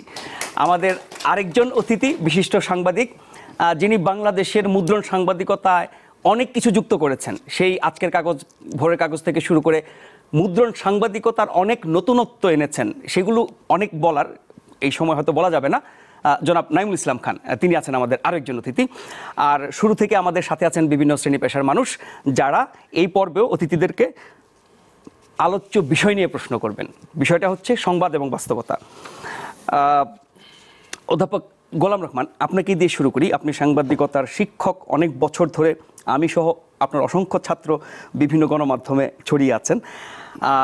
বাস্তবতা এবং সংবাদ, যে কোনো একটি ঘটনার সংবাদ যেটুকু টেলিভিশনে দেখানো হয়, রেডিওতে শোনানো হয় এবং পত্রিকায় ছাপা হয়, সেটা বাস্তবতার কতটুকু বা সেই বাস্তবতা বোঝা, উপলব্ধি করা কি সম্ভব একটি সংবাদ দেখে, পড়ে বা শুনে? ধন্যবাদ। সংবাদ মানেই হচ্ছে বাস্তবতার নিরিখে সংবাদ উপস্থাপন করা, এবং করতে হয়। দুনিয়ায় অনেক কিছু ঘটে যায়। এই বিশ্বব্রহ্মাণ্ডে, এই সূর্যের নিচে আমরা দেখি অহরহ প্রতি মুহূর্তে অনেক কিছু ঘটে যাচ্ছে। কিন্তু এই অনেক ঘটে যাওয়ার মধ্যে সব কিছুই কিন্তু সংবাদ না। তাহলে বুঝতে হবে যে সব কিছু সংবাদ না কেন, তার কতগুলো বিষয় আছে। যে এইভাবে যে সব কিছু সংবাদ হিসেবে উপস্থাপন করার প্রয়োজন নেই, সব কিছু সংবাদ হিসেবে উপস্থাপিত হয়ও না, এবং সব কিছু সবার কাছে সংবাদ না। কারণ সংবাদ হচ্ছে খুব একটা আপেক্ষিক বিষয়। যা নাকি আমার কাছে সংবাদ, তা আজকে তৃতীয় আরেকজনের কাছে সংবাদ মনে নাও হতে পারে। যা নাকি রাজার কাছে সংবাদ, তা প্রজার কাছে সংবাদ নাও মনে হতে পারে। যা নাকি what is news in Moscow may not be news in Mymensingh, কথায় বলে। সুতরাং এই যে আপেক্ষিকতা, এটি একটি অন্যতম ব্যাপার। আজকে ব্রাজিলে ফুটবল খেলা হচ্ছে, আমরা দেখছি। আবার এই ব্রাজিলে প্রচুর খেলা হয়, আমরা দেখি না, মানে গণমাধ্যমে প্রচার হয় না। তো তার মানে এই যে একটা বিষয়কে আমরা প্রক্সিমিটি দিয়ে, নৈকট্য দিয়ে আমরা বিবেচনা করি, এবং নৈকট্যের কতগুলো ব্যাপার আছে। যে কতগুলো আছে জিওগ্রাফিক্যাল নৈকট্য, যে ভৌগোলিক নৈকট্য, কতটুকু কাছের বিষয় হলে আমরা এটা ইন্টারেস্ট বেশি দেখাই সংবাদে। আবার কখনো আছে যেটা একটা আত্মিক যোগাযোগ, একটা কালচারাল প্রক্সিমিটি আছে, সাইকোলজিক্যাল প্রক্সিমিটি আছে। যে কি আমি বাঙালিদের একটা অনুষ্ঠান যদি সেই 7 সমুদ্র পার হয়ে হয়, সেটাও আমরা অনেক সময় উৎসাহ দেখাই। আজকে ইউরোপে, আমেরিকাতে বাঙালিদের কোনো অনুষ্ঠান হলে আমরা কিন্তু ইকুয়ালি ইন্টারেস্ট দেখাই। আজকে সৌদি আরবে হজ হলে হজের অনুষ্ঠান কিন্তু প্রচার হয় বাংলাদেশেও। সুতরাং এই যে আত্মিক যোগাযোগ কিংবা কালচারাল যে আইডেন্টিটির একটা নৈকট্য, এটাকেও বিবেচনা করতে হয়। আবার আছে যে সব কিছু কি মানুষকে সমান, শুধু তথ্য নয়, শুধু ইনফরমেশন দেয় তাই নয়, সব কিছু কি মানুষের কাছে সমান আগ্রহ সৃষ্টি করে? মানুষকে সব কিছু দেখতে চায়, শুনতে চায়, বুঝতে চায় না। সেজন্য এটা ডিপেন্ড করে যে মানুষের আগ্রহ, মানুষের ইন্টারেস্ট, মানুষের উৎসাহটিকে ধরে রাখার বিষয়টাও আছে। মানে কি কারণে একটি ঘটনার সংবাদ হবে কি হবে না, সেটা আপনি চমৎকারভাবে ব্যাখ্যা করেছেন। কিন্তু যেই ঘটনাটা সংবাদ হচ্ছে আপনার এইসব শর্ত পূরণ করে, সেই ঘটনার পূর্ণাঙ্গতা, সামগ্রিকতা কি একটি সংবাদে উঠে আসে? এটাও বিবেচনা করতে হবে। যে এখন একটা ধরা যাক যে একটা ঘটনা ঘটে গেছে, গতকাল রাতে একটা দুর্ঘটনা ঘটে গেছে, একটা মার্কেটে অগ্নিকাণ্ড হয়েছে। এই অগ্নিকাণ্ড 4 ঘন্টা ধরে ঘটেছে, এবং 4 ঘন্টা পর এটা নির্বাপিত হয়েছে। তাতে করে অনেক ক্ষয়ক্ষতি হয়েছে, মানুষ মরেছে, ইত্যাদি ইত্যাদি। কিন্তু এই 4 ঘন্টার বিষয় তো আমরা 4 ঘন্টা ধরে মানুষকে নিশ্চয়ই দেখাবো না, টেলিভিশনও দেখাবো না, পত্রিকাও 4 ঘন্টার এই সমস্ত ঘটনা বর্ণনা করার সময় সুযোগ নেই। তাহলে বুঝতে হবে যে তার থেকে আমাকে কিছু সারাংশ, কিছু উল্লেখযোগ্য বিষয় যা নাকি মানুষের জানার আগ্রহ আছে, মানুষকে জানানো দরকার, মানুষকে জানতে হবে, সেই বিষয়গুলোকে উপস্থাপন করা হবে। সুতরাং সংবাদ সবসময় যে খুব সামগ্রিক তা না, কিন্তু সমগ্রকে আবার রিপ্রেজেন্ট করে, এটা বুঝতে হবে। খণ্ডিত চিত্র না, খণ্ডিত চিত্র বললে বোঝা যাবে যেটা partial picture, partial truth is no truth. এটা ভয়াবহ। অনেক সময় আছে যে আংশিক সত্য সত্য নয়, truth should be full truth. আংশিক সত্য মিথ্যার চেয়েও ভয়ঙ্কর। এই যে আংশিক সত্য মিথ্যার চেয়ে ভয়ঙ্কর মানে হচ্ছে সেখানে একটা মোটিভ কাজ করে, একটা উদ্দেশ্য কাজ করে, যে আমি পুরো সত্যটা না দেখি এমন অংশটা দেখালাম যেটার অর্থ ভিন্ন। এবং কিভাবে আমি যদি উদাহরণ দিয়ে বোঝাই, খুব সহজ, যে ধরা যাক আমাদের একটি পত্রিকার সম্পাদক নাইমুল ইসলাম খান বলেছেন যে আজকে গণমাধ্যম সম্প্রচার নীতি নিয়ে অনেক ধরনের কথাবার্তা হচ্ছে। উনি বলেছেন যে এই সম্প্রচার নীতিমালা, আমি উদাহরণ হিসেবে ব্যবহার করছি, যে গণমাধ্যম সম্প্রচার নীতিমালা যেটা সরকার থেকে ঘোষণা দেওয়া হয়েছে, গেজেট প্রকাশিত হয়েছে, এটার কোনো ধারার সম্পর্কে তার রিজার্ভেশন রয়েছে, কোনো ধারা এটা পরিবর্তনযোগ্য ইত্যাদি। সুতরাং এটা নিয়ে ভাবা যেতে পারে। এখন যদি বলা হয় যে গণমাধ্যম সম্প্রচার নীতি সম্পর্কে নাইমুল ইসলাম বলেছেন এটা বাতিল করে দেওয়া উচিত, এখন হতে পারে যে যদি ওই ধারাগুলি সংশোধন না হয় কিংবা পরিমার্জন না হয় তাহলে এটা বাতিল করা উচিত। কিন্তু আমি যদি কন্ডিশনটা না বলে তাহলে উদ্ধৃত করি তাহলে বিভ্রান্তির সুযোগ আছে। জনাব নাইমুল ইসলাম খান, যে আমরা কি একটি ঘটনার সেই অংশগুলোই সেইভাবেই দেখাই যেমনটা আমরা চাই, আমরা বলতে গণমাধ্যম কর্মী, গণমাধ্যম প্রতিষ্ঠানগুলো? আমি মনে করি যে আমি নিশ্চয়ই আসলে আমি যেভাবে দেখাতে চাই সেভাবেই দেখাই, কিন্তু আমি দেখাতে চাই মানে এটা আমার আরবিট্রারি ডিসিশন না, কিন্তু আমার তো প্রফেশনাল ট্রেনিং আছে, স্ট্যান্ডার্ড সেট করা আছে, ট্রেনিং আছে, এক্সপিরিয়েন্স আছে। আমি কিন্তু আবার আমার অডিয়েন্সকেই ভাবি, আমার রিডারকে ভাবি, আমি আমার দর্শককে ভাবি যে দর্শক কি নিয়ে ইন্টারেস্টেড হবে, এবং আমার সামর্থ্য বিবেচনা করতে হয়। কিন্তু ওই যে স্যার বললেন যে আমার তো সময়ের সামর্থ্য আছে, টেলিভিশনে 1.5 মিনিটে দেখাতে হবে, আমার পত্রিকার ক্ষেত্রে 4 ঘন্টার ঘটনাকে 4 কলাম ইঞ্চিতে দেখাতে হবে। সো এই সমস্ত লিমিটেশন ভেবে তো আমার যেটা মনে হয় যে এটা ওভার দি ইয়ার্স আমাদের এইটা এখন যে একটা প্রফেশন হিসাবে ডেভেলপ করেছে, এইটার এই অর্থ যে আমরা আসলে যুগের প্রচেষ্টায় এখন আমরা জানি মোটামুটি নর্মালি মানুষ কোনো একটা অ্যাক্সিডেন্টের কোন তথ্যগুলি প্রথমে জানতে চায়, এবং আমার কাছে যেটুকু অ্যাভেলেবল সেটা আমি প্রথমে কিভাবে দিই। কিন্তু এক্সেপশনসগুলোই হলো আজকের কনসার্নটা। এক্সেপশন হলো যেটা ডিস্টোর্ট করে আংশিক দেওয়া হয়, এটা কিন্তু উদ্দেশ্য প্রণোদিতভাবে। এটা কিন্তু কোনো টেলিভিশন, কোনো নিউজ পেপার প্রধানত এটা করে না। আমি কিন্তু আবার বলি এটা এক্সেপশনালি কিছু জায়গায় হয়। এই যে এক্সেপশনালি যে 1-2টা স্টোরিতে হয়, তার মধ্যে আবার একটা অংশ হয় ইচ্ছাকৃত, মানে উইলফুল না বুঝে, আরেকটা হচ্ছে by mistake or by any other limitation. সে হয়তো মানে বুঝতে পারে নাই, রিপোর্টার নিজেও হয়তো মানে যেটাকে বলে কনফিউজড হয়েছে, বা তাকে হয়তো ভুল পথে কেউ পরিচালিত করেছে, এরকম মিস্টেকের কারণে এটা হতে পারে, ইচ্ছাকৃত। মানে আমার সোজা কথা, এখানেও একটা ডিভিশন থাকে, একটা উইলফুল আর একটা হলো নানান কারণে। এখন আমরা বলি যেটা আমাদের এখানে যখন ঢালাও অভিযোগটা করা হয়, আমি কিন্তু এই অভিযোগের কারণ দেখি না। সে আওয়ামী লীগের একজন মন্ত্রী একটা জনসভায় বলল যে তারেক রহমান শত কোটি টাকা বিদেশে পাচার করেছে। এখন কথাটা হলো, আমরা যখন এটা প্রচার করি, আমরা জার্নালিজমে শিখলাম যে কোনো একটা অভিযোগ করলে এটাকে আবার তথ্য যাচাই করতে হবে, কিন্তু এই ক্ষেত্রে কি আমরা যাচাই করার সুযোগ পাবো? তার অভিযোগ হিসেবে দিচ্ছি আমরা, কিন্তু রিপোর্টটা করছি অভিযোগ হিসেবে। আমরা বলছি যে অমুক মন্ত্রী অমুক জনসভায় তারেক রহমান সম্পর্কে এই কথা বলেছেন। এখানে কিন্তু আমরা দুর্নীতির প্রতিবেদন করি নাই, আমরা একটা বক্তব্য বলেছি যে এখানে নিউজ কোনটা? নিউজ হচ্ছে অমুক মন্ত্রী এ কথা বলেছেন। আমরা তারেক রহমানের দুর্নীতি নিয়ে তদন্ত বা অনুসন্ধান করে প্রতিবেদন তৈরি করি না। সুতরাং এখানে প্রতিবেদনটা, এখানে একটা প্রশ্ন এসেছে, আপনি নিশ্চিতভাবে যখন জানেন যে এই বক্তব্যটি সত্য না, সেই বক্তব্যটিকে আপনি প্রচার করবেন না, ছাপবেন? হ্যাঁ, এটা এখানে কিন্তু কেমিস্ট্রি, আমাদের অনেক কিছু আছে আমরা যেটা বলি। এখন এই নিউজ কেমিস্ট্রিতে কি ঘটনাটা হয়, এখন কে বলেছেন দ্যাট বিকামস ইম্পর্টেন্ট। একটা মানুষ গুরুত্বপূর্ণ মানুষ যদি চরম মিথ্যা কথাও বলেন, এটা নিউজ হবে ব্যক্তির কারণে, ঘটনার কারণে, তা ওই সময়ের এই বক্তব্যটার ওই মিথ্যাচারের যে প্রভাব দর্শক শ্রোতা পাঠকের উপরে পড়বে তার দায় কার? না, তার দায় কি?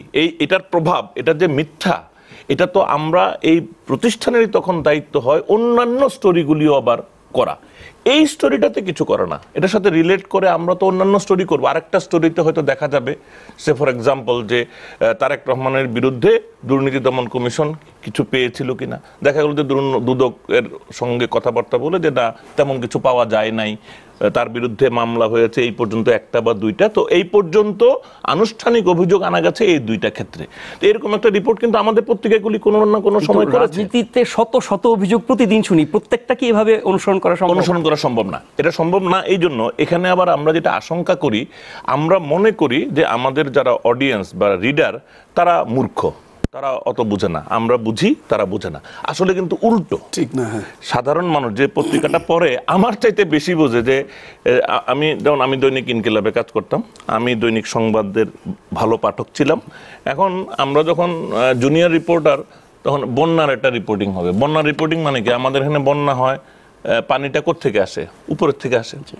তো সংবাদে রিপোর্টার লিখবে উজান থেকে পানি এসেছে, আর ইনকিলাবে আমি লিখতাম ভারত থেকে আসা পানি। তো এখন পানি কিন্তু একই জায়গা থেকে আসছে, কিন্তু আমি সংবাদে লিখে, কোনোটাই কিন্তু মিথ্যা না। এটা ভারতও সত্য, উজানও সত্য।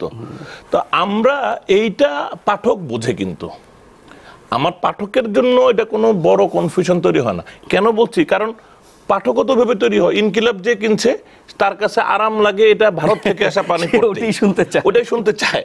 আবার যারা নাকি মাল্টিপল নিউজ পেপার পড়ে বা পড়ার সামর্থ্য আছে, আবার নিজে কিনে হোক বা লাইব্রেরিতে গিয়ে হোক, তারা কিন্তু আবার তিনটা অ্যানালাইজ করে, তারাও জানে যে আসল কথাটা বুঝতে তিনটা পড়তে হয়। এই কথাটা করতে হয় তাদেরকে। আমরা প্রশ্ন নেব। প্রিন্ট মিডিয়ার চাইতে ইলেকট্রনিক মিডিয়া সংবাদ প্রচার বা দেখানোর জন্য তুলনামূলক বেশি নিরপেক্ষ অবস্থান থেকে সংবাদ প্রচার করে, এটার সাথে কি আপনি একমত, বা একমত হলে কেন? বলছেন যে ইলেকট্রনিক মিডিয়া মানে সম্প্রচার মাধ্যম বেশি নিরপেক্ষভাবে সংবাদ প্রচার করছে, অবস্থান থেকে সংবাদ প্রচারণ করে, যেখানে কিনা সংবাদের পুরো ঘটনা হয়তো বা আমরা সেখান থেকে পাই না। সো বিশেষ করে রাজনৈতিক ঘটনাগুলোকে এই বেশি নিরপেক্ষ অবস্থান থেকে প্রচার করা হয়। সো ধন্যবাদ। এটা স্যারের কাছ থেকে শুনবো। এটা ইন্টারেস্টিং প্রশ্ন। আমাদের দেশে একটা সংস্কৃতি আছে, ধরুন আমি সব সময় যদি আপনাদের সাথে অমায়িক থাকি, তা আপনার কাছে মনে হবে লোকটা দুর্বল। আমি যদি সব সময় হইচই করে চিৎকার চেঁচামেচি করি, বলে লোকটা আর বাপরে বাপ। এখন একটা পত্রিকা, টেলিভিশন যদি মানে ভদ্রতা দেখায়, তা আমরা এটাকে দুর্বলতা ভাবি। কিন্তু আবার এখানে যখন আপনি উদাহরণটা দিয়েছেন, এটার আবার অন্য দিক আছে। দিকটা হলো টেলিভিশনের মানে উত্থান, প্রাইভেট টেলিভিশনের কিন্তু সাম্প্রতিকতার কারণে এটা কিন্তু আইনি ভিত্তি খুব দুর্বল। টেলিভিশনের নিউজ রুম যত টেনশনে থাকে, সংবাদপত্রের নিউজ রুম অত টেনশনে থাকে না। এটা Nazmul Ashraf, being both from television and print media, সে ভালো জানে। তো এই জন্য কি হয়, টেলিভিশন কনজারভেটিভ থাকে, আপনি যেটাকে বলছেন নিরপেক্ষ থাকে, আসলে নিরপেক্ষতাটাই আসলে হলো কনজারভেটিভ, নিরাপদ জায়গায় থাকে। কেন? তো সে একজনের কথা বলতে গেলে আরেকজনকে যেভাবেই হোক জোর করে হইলো বাইর করে একটা কিছু বলেন, আপনি একটা মানে সাউন্ড বাইট দেন। কিন্তু পত্রিকা সবসময় এতটা দরকার প্রয়োজন মনে করে না, কারণ পত্রিকার ঐতিহ্যটা আর একটু বেশি দিনের, তো এটা আরেকটু দৃঢ়মূল হয়েছে এর শক্তি ভিত্তিটা। টেলিভিশনও কিন্তু আজকে আপনি যেরকম দেখছেন, এর চাইতে অনেক অ্যাগ্রেসিভ হবে আজকে থেকে down the line, say in 10 years or 20 years অন্যরকম হয়ে যাবে। তো আরো হলো যে এই যে ভিত্তিটা আমাদের এখন একসাথে এত বিস্তৃতি ঘটছে টেলিভিশনের, এটা ডেফিনেটলি আরো অ্যাগ্রেসিভ হবে। কিন্তু তার মানে এই না যে, আপনি কিন্তু খুব ইতিবাচকভাবে প্রশ্নটা করেছেন যে টেলিভিশন নিরপেক্ষ, পত্রিকা নিরপেক্ষ না। কিন্তু আমি বলছি যে নিরপেক্ষতা কিন্তু উভয়েরই দরকার। নিরপেক্ষ এমন কি যে একটা টেলিভিশন বা নিউজ পেপার যদি ডিক্লেয়ারও করে যে আমি আসলে বিএনপিকে আগামী নির্বাচনে ক্ষমতায় দেখতে চাই, যদি করেও তারপরও সে যে রিপোর্টটা ছাপবে ঘটনার ক্ষেত্রে, সেখানে কিন্তু সে নিরপেক্ষ, অ্যাকিউরেট, ফেয়ার হইতে হবে। আমি বিএনপিকে সমর্থন করব মানে আওয়ামী লীগ সম্পর্কে মিথ্যা মিথ্যা রিপোর্ট লিখবো, এটা কিন্তু হবে না। আমেরিকাতে কিন্তু নিউজ পেপার, ব্রিটেনেও নিউজ পেপার আজকাল বিভিন্ন পার্টিকে সমর্থন দেয়, সমর্থনটা এডিটোরিয়াল পেজে দেয়, এবং রিপোর্টিংও এমন রিপোর্টিং করে যেটাতে হয়তো তার পছন্দের দলটার ভালো হবে, কিন্তু মিথ্যা রিপোর্ট দিবে না, সে সত্যটা বের করবে। পক্ষে হোক বিপক্ষে হোক যাই করবে এটা সত্য হবে, এটা নিরপেক্ষ হবে, এটা ফেয়ার হবে, এবং এটার অন্যান্য যে শর্ত সাংবাদিকতার এগুলি পূরণ করবে। জি স্যার, এই যে সত্য এবং মিথ্যা, গণমাধ্যম মিথ্যার আশ্রয় নেবে না, এটি স্বাভাবিক, কিন্তু আমি সত্য তুলে ধরছি, কোন সত্যটা কিভাবে তুলে ধরছি সেখানটাই কি আমি বাস্তবতার কোনো ক্ষতি করছি কিনা? আমি আগের প্রশ্নটা একটু রেস্ট ধরে কথাটা বলতে চাই এইভাবে যে ওনার অবজারভেশন হচ্ছে যে টেলিভিশনে কিংবা ইলেকট্রনিক মিডিয়ামে সংবাদপত্রের চাইতে বেশি দলনিরপেক্ষ কিংবা দৃষ্টিনিরপেক্ষভাবে রাজনৈতিক দলদের উপস্থাপন করা, এই হচ্ছে তার অবজারভেশন। তার অবজারভেশনটা কিন্তু এক অর্থে খুবই সঠিক, কিন্তু এটা খুব সহজভাবে দেখলে বিষয়টা এইভাবে দেখতে হবে যে টেলিভিশন খুব বেশি ইভেন্টের উপর রিপোর্টিং করে, ঘটনা ঘটে যাচ্ছে, এটা সেটা ঘটে যাচ্ছে, তারা ঘটনাকে উপস্থাপন করে। তো সেখানে খুব বেশি ইনভেস্টিগেটিভ কিংবা খুব বেশি ইনডেপথ রিপোর্ট করার খুব বেশি সুযোগ নাই এবং সময় নাই, ততটা পরিশ্রম করার লোকজনেরও অভাব আছে। পরিশ্রমটা স্যার ঠিকই হয়, কিন্তু আমাদের যেহেতু ডেডলাইন প্রতি মুহূর্তে, সেই কারণে তারপরেও তো অন্যান্য ভাবে এটাকে উপস্থাপন করার সুযোগ আছে, কিন্তু প্রতিদিনের সংবাদে হয়তো সেই জিনিসটার প্রতিফলন ততখানি হয় না, তবে স্পেশাল আইটেম হিসেবে তো কিছু কিছু হয়। তো সেই দিক থেকে একটা বিষয় আছে, কিন্তু পত্রিকায় দেখা যাবে যে ইভেন্ট সম্পর্কে অত বেশি নিউজ হয় না, বরঞ্চ অন্যান্য বিষয়ের অনেক গভীর নিউজ হয়, অনেক বেশি ইনভেস্টিগেটিভ রিপোর্ট হয়, অনেক বেশি ইন্টারপ্রিটেটিভ যেমন ব্যাখ্যামূলক সংবাদ হয় ইত্যাদি। এখন তাহলে জিনিসটা দাঁড়াচ্ছে কি? দাঁড়াচ্ছে যে এতগুলো চ্যানেল কিছু না কিছু ঘটনা ঘটে যাচ্ছে, সব তুলে ধরছে, আধা মিনিট 1 মিনিটে ছোট ছোট করে তুলে ধরছে। এটা একটা সাধারণ মানুষ কিংবা অডিয়েন্সের এটা একটা তাদের একটা পর্যবেক্ষণ। আরেকটি বিষয় হচ্ছে নিরপেক্ষতা।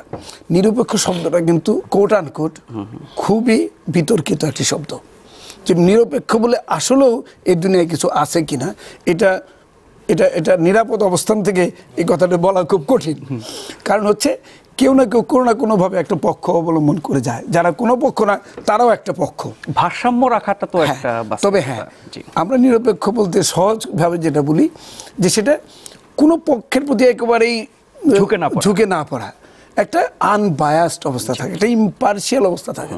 এই যে ইম্পার্শিয়ালিটি, তার মানে আমাদের একটা অবস্থান থাকতে হবে যা নাকি অবজেক্টিভ, একটা বস্তুনিষ্ঠ অবস্থান, যা নাকি সঠিক, সেটা উপস্থাপন করা। এখন সঠিক বিষয়টিকে উপস্থাপন করা সঠিকভাবে, যেমন নাজমুল আশরাফ শুরুতেই বলেছে যে সব কিছু আমরা কতটা উপস্থাপন করতে পারি, তার সময়ের সীমাবদ্ধতা আছে, স্পেসের সীমাবদ্ধতা আছে, তার মধ্যে আমাকে স্বাভাবিকভাবেই খুব সিলেক্টিভ হতে হয়।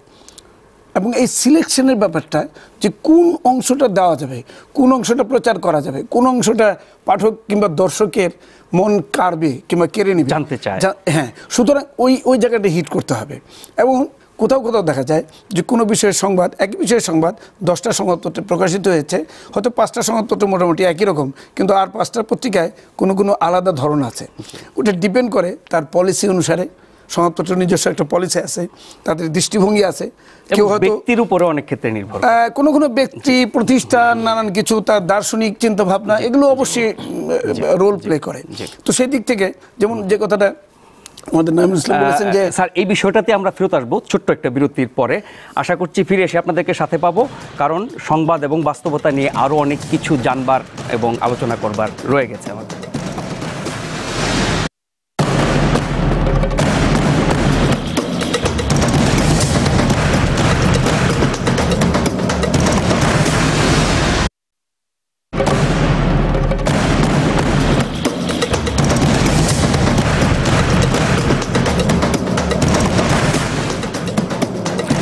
গণতন্ত্র, গণমাধ্যম আর গণমানুষ নিয়ে 3 গ দেখছেন এসিটিভিতে। এই পর্যায়ে আমরা কথা বলছি সংবাদ এবং বাস্তবতা নিয়ে। আমাদের অতিথি অধ্যাপক গোলাম রহমান এবং নাইমুল ইসলাম খান, আর সাথে আছেন বিভিন্ন শ্রেণী পেশার মানুষ। ডক্টর গোলাম রহমান, যে বিষয়টাতে আপনি ছিলেন ওটা শেষ করে আমি তখন অন্য প্রসঙ্গে আসব, যে যেসব বিবেচনায় আমরা কোনো একটি সংবাদের কোন দিকগুলো আমরা তুলে ধরছি, আমি একটু যুক্ত করে দিই সেখানটায়।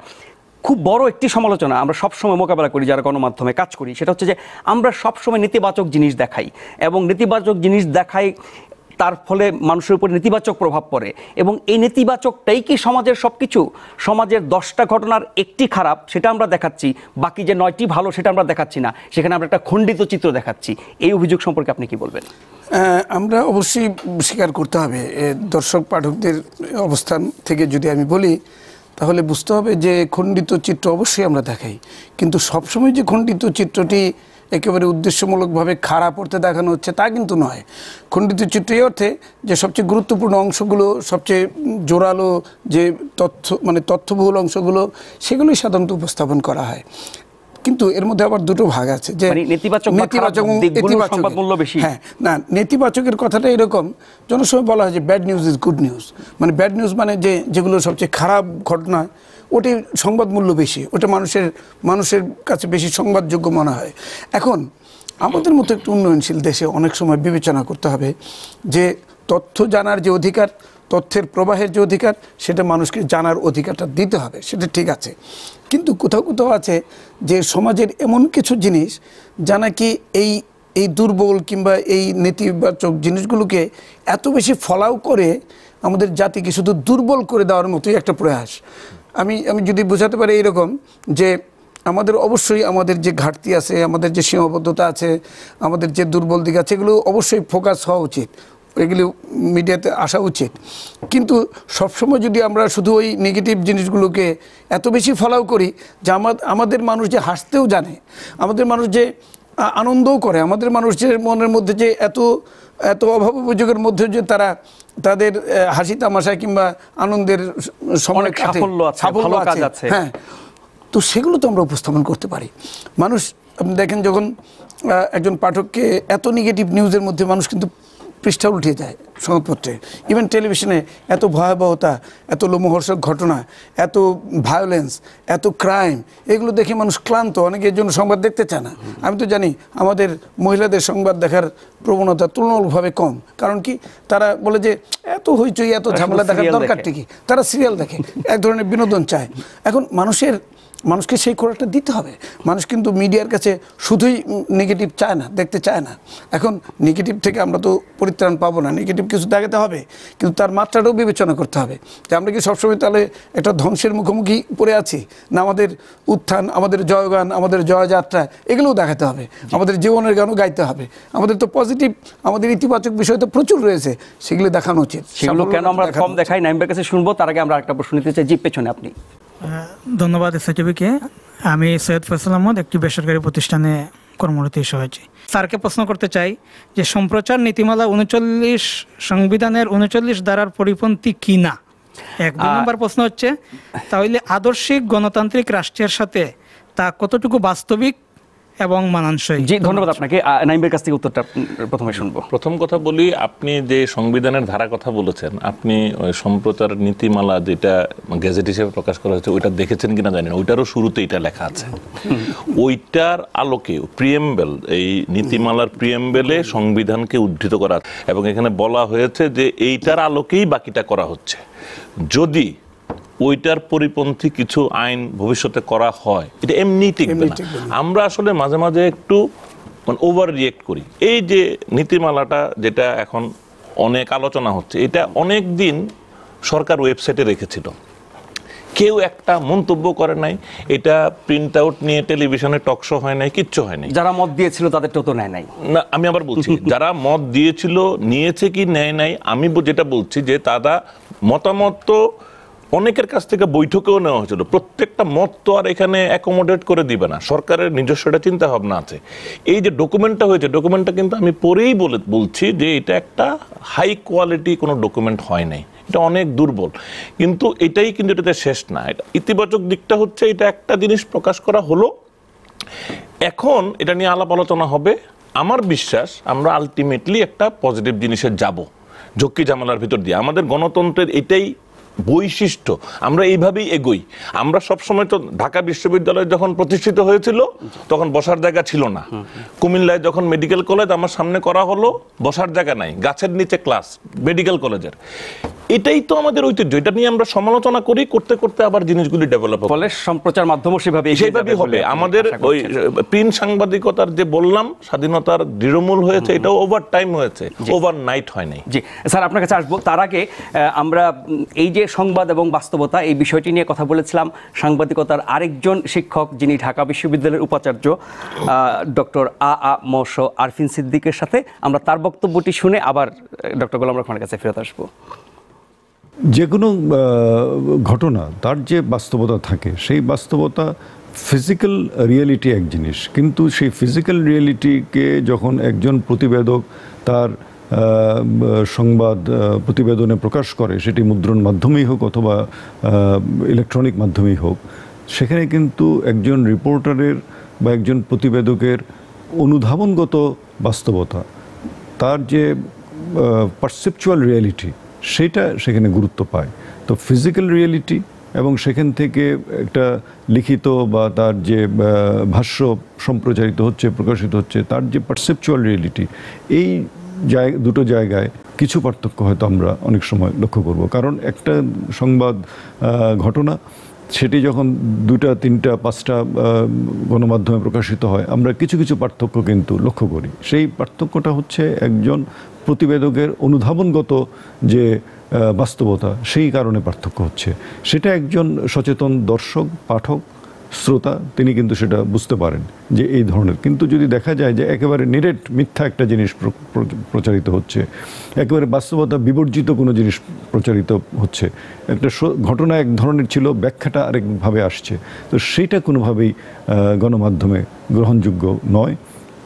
কিন্তু যেটা আমরা দেখেছি যে আমাদের দেশে একেবারে ইচ্ছাকৃতভাবে ডেলিভারেটলি কোনো কোনো ঘটনাকে ভিন্ন খাতে প্রভাবিত করার জন্য এটাকে ভিন্নভাবে প্রকাশ করা হয়েছে, যেটার সঙ্গে সত্যের কোনো সম্পর্ক নাই, বস্তুনিষ্ঠ তথ্যের কোনো সম্পর্ক নাই। এমনকি ছবিকে বিকৃত করে প্রকাশ করা হয়েছে। ঘটনা হয়তো সৌদি আরবে বা অন্য কোনো জায়গায় ঘটনাটা এক ধরনের, কিন্তু এটা ভিন্ন কারণে সেটাকে ভিন্ন শিরোনাম দিয়ে, ভিন্ন ব্যাখ্যা দিয়ে প্রকাশিত হয়েছে। এগুলো তো গণমাধ্যমে একেবারে জঘন্য অপরাধ। গণমাধ্যম গণমানুষের মাধ্যম, গণমানুষের স্বাধীনভাবে তথ্য পাওয়ার যে অধিকার আছে, সেই অধিকারকে স্বীকৃতি দিয়ে গণমাধ্যমের স্বাধীনতাকে নিশ্চিত করা হয়। একজন সাংবাদিকের স্বাধীনতা, একজন সম্পাদকের স্বাধীনতা, গণমাধ্যমের স্বাধীনতা মূলত গণমানুষের স্বাধীনতার জন্য নিশ্চিত করা হয়। তো সেই জায়গায় আসলে আমাদের সম্প্রচার মাধ্যমগুলো, আমাদের গণমাধ্যমগুলো, তারা আরও বেশি সতর্ক হওয়া প্রয়োজন আছে যে বাস্তবতা এবং পরিবেশিত খবর সেটার মাঝে যাতে খুব বেশি পার্থক্য না থাকে। যতটুকু পার্থক্য থাকবে সেটা একেবারেই বস্তুনিষ্ঠ পরিবেশনের স্বার্থে পার্থক্য, সেটি হয়তো গ্রহণ করা যেতে পারে, এর বেশি কিছু না। আমরা শুনছিলাম অধ্যাপক ডক্টর ম স আরফিন সিদ্দিকের বক্তব্য, যিনি ঢাকা বিশ্ববিদ্যালয়ের সাংবাদিকতা বিভাগের অধ্যাপক এবং বর্তমানে ঢাকা বিশ্ববিদ্যালয়ের উপাচার্য। তিনি অনেকগুলো বিষয় বলেছেন যেগুলো কিছুটা আপনারা এরই মধ্যে আলোচনা করেছেন। তার বক্তব্য থেকে আমি 2-3টা বিষয় নিয়ে আসতে চাই। একটি হচ্ছে তিনি বলছিলেন যে ফিজিক্যাল রিয়ালিটি তার কতটুকু আমরা সংবাদে তুলে আনতে পারছি, এবং একই ঘটনার খবর এক এক পত্রিকায়, এক এক টেলিভিশনে আমরা এক এক রকম দেখছি। এতে কি মানুষ বিভ্রান্ত হচ্ছে না? বিভ্রান্তির ব্যাপারটা আসলে এটা ডিপেন্ড করে। যখন কোনো বড় কোনো অনুষ্ঠান কিংবা বড় কোনো ঘটনাকে যখন উপস্থাপন করা হয়, তখন তার অনেকগুলো মাত্রা কিংবা ডাইমেনশন থাকে। অ্যান্ড কোনো পত্রিকায়, কোনো টেলিভিশন, রেডিও, তারা হয়তো যার যার বিবেচনার থেকে, যার যার পার্সপেক্টিভ থেকে জিনিসটাকে দেখে থাকেন। তো সেই দেখার মধ্যে কিন্তু আমাদের একটা বিবেচনা থাকে যে তারা কোন পার্সপেক্টিভে জিনিসটাকে দেখছেন। আরেকটি বিষয় হচ্ছে যে আমি উদ্দেশ্যমূলকভাবে কিছু করলাম কিনা, এবং এটাও দেখা যায় যে উদ্দেশ্যমূলকভাবে আমাদের এখানে অনেক সংবাদ, মিথ্যা সংবাদ পরিবেশন হয়েছে, একেবারেই বানানো, মিথ্যাচার করা হয়েছে, যার কোনো ভিত্তি নাই। যেমন ধরা যাক হাইতি দ্বীপে মানুষ মারা গিয়েছিল, অনেক লাশের স্তূপের ছবি দেখিয়ে বলা হয়েছিল যে বাংলাদেশে এইখানে যখন হেফাজতের সমাবেশ হয়, সেটাকে দেখিয়ে বলা হয়েছিল যে লাশের ছবি ইত্যাদি। এখানে শতভাগ মিথ্যাচার। তো এই মিথ্যাচার তো হয়েছে, তো সুতরাং যদি একটা উদ্দেশ্যমূলকভাবে মিথ্যাচার করা হয়, সেটা তো সত্য বলে কোনো সেখানে কিছু নেই। আরেকটি বিষয় আছে যে মানুষের সব দৃষ্টিভঙ্গি সবার সমান হবে না। আর একটি জিনিসকে আমি ডান থেকে দেখলে একভাবে দেখব, বাম থেকে দেখলে আর এক রকম দেখব। সুতরাং একটা পার্সপেক্টিভ, একটা ভিন্নতা অবশ্যই হবে। তো সেইখান থেকে আর যদি আমি উপরের থেকে দেখি তাহলে তো আরেকটা দৃষ্টিভঙ্গিতে দেখব। সুতরাং এটা ডিপেন্ড করে কোনো টেলিভিশন, রেডিও কিংবা নিউজ পেপার কে কোন দৃষ্টিভঙ্গিতে দেখছে, ও দেখার মধ্যেও তার একটা বিষয় থাকে। তো এই যে অনুধাবনগত বিষয়, এটা কগনিজেন্সের বিষয়, সেটাকে বিবেচনা করতে হবে। আবার এটাও ঠিক, একবার একটা কথা হচ্ছিল যে আমরা যখন একটা সংবাদপত্র পড়ি কিংবা একটা টেলিভিশন চ্যানেলে খবর দেখি, তখন একটা বিষয় আমরা জানি, যখন দুটো পড়ি তখন আরেকটু ভালোভাবে জানি, যখন তিনটে চারটে পড়ি তখন আমরা কনফিউজ হয়ে যাই যে আসলে সত্যি কোনটা। তখন সমস্যা হচ্ছে সেই জায়গায় যে আসলে সত্যিকার জিনিস সত্যিকারভাবে উপস্থাপন করতে হবে, সেখানে মিথ্যাচারের কোনো সুযোগ নেই। জি, নাইম ভাই, একটা উদাহরণ দিয়ে বলি যে সারা দেশে হরতাল ডাকা হয়েছে এবং ঢাকায় 3টি সহিংস ঘটনা ঘটেছে। আমি টেলিভিশনে খবর দেখালাম যে সহিংস হরতাল হয়েছে, আর সারা দেশে বিভিন্ন জায়গায় হরতাল হয়েছে অথবা হয়নি, অথবা সহিংসতা হয়নি। সারা দেশের পুরো চিত্র আমার পক্ষে 1.5 মিনিটের নিউজে টেলিভিশন তুলে ধরা সম্ভব না। সেক্ষেত্রে আমি যেটুকু তুলে ধরছি তাতে করে কি আমি বিকৃত করছি বা পুরো বাস্তবতা বোঝার ক্ষেত্রে মানুষকে ধোঁকা দিচ্ছি? ধোঁকা হবে তখনই। আমি এটা বলি, আমি সাংবাদিকতার ছাত্র ছিলাম নাজবুল, তো আমি বুঝি যে আমি যদি অ্যাকর্ডিং টু বুক চাই, আমি আমার যে শিক্ষা পেয়েছি অ্যাকর্ডিংলি গেলে আমি আংশিক দেখালেও কনফিউজিং হবে না। আমি বলবো এই রিপোর্ট শুধুমাত্র ওই শহরের জন্য, আমি সারা দেশের বাকি চিত্র পাইনি। না, শহরের 3টি জায়গায় হয়েছে। না, শহরের 3টি জায়গাতে, আমি এটাই বলছি, শহরের 3টি জায়গায় হয়েছে, সারাটা দেশও তো রইল। তা আমি সবটা বলে দিব। আমরা যেমন গবেষণা করলে গবেষণার সীমাবদ্ধতাটা উল্লেখ করে দিই, হরতাল সহিংস হয়েছে অথবা এই যে বলে ফেলাটা, এই বলে ফেলাটা যদি আমি লিমিট করি ফর দ্যাট প্লেস তাহলে সমস্যা নেই, কিন্তু আমি যদি না করি তাহলে এটা কাউকে কাউকে কনফিউজ করবে। কিন্তু আমি এই প্রসঙ্গে একটা কথা বলি, আমাদের পত্রিকায় 2-3 দিন আগে একটা পত্রিকায় খবর আসলো যে তারেক রহমান সাহেবের স্ত্রী ডক্টর জুবাইদা রহমানের সরকারি চাকরি থেকে তাকে অব্যাহতি দেওয়া হয়েছে। এটা দেওয়ার পরে আমরা পারি নাই, আমাদের পত্রিকায় আসে নাই। তো এটা পাওয়ার পর আমি বললাম যে তাই নাকি, তার চাকরিটা চলে গেল, মানে এই ঘটনাটা একটু চেক করো তো।